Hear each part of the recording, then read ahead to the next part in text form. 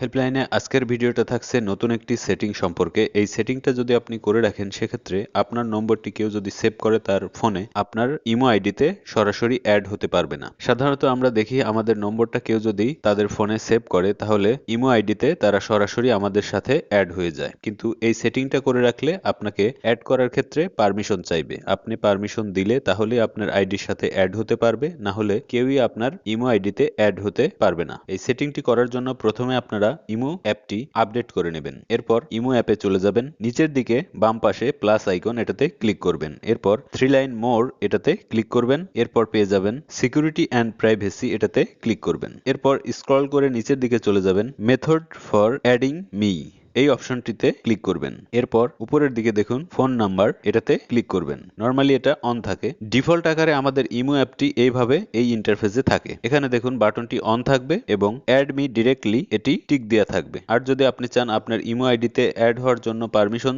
লাগবে বা পারমিশন ছাড়া কেউ অ্যাড হতে পারবে না, সেক্ষেত্রে অ্যাড মি আপন মাই অ্যাকসেপ্টেন্স এই অপশনটিতে টিক দেবেন, যেমনটি আমি দিচ্ছি। দেখুন এই অপশনে টিক দিয়ে রাখলেই এরপর থেকে আপনার ইমো আইডিতে কেউ সরাসরি অ্যাড হতে পারবে না, আপনার পারমিশন লাগবে অ্যাড হওয়ার জন্য। ভিডিওটি ভালো লাগলে অবশ্যই লাইক কমেন্ট দেবেন, শেয়ার করবেন বন্ধুদের মাঝে। আর যারা এখনো আমার চ্যানেলটি সাবস্ক্রাইব করেননি অনুরোধ রইল সাবস্ক্রাইব করবেন। ভালো থাকবেন, আল্লাহ হাফিজ।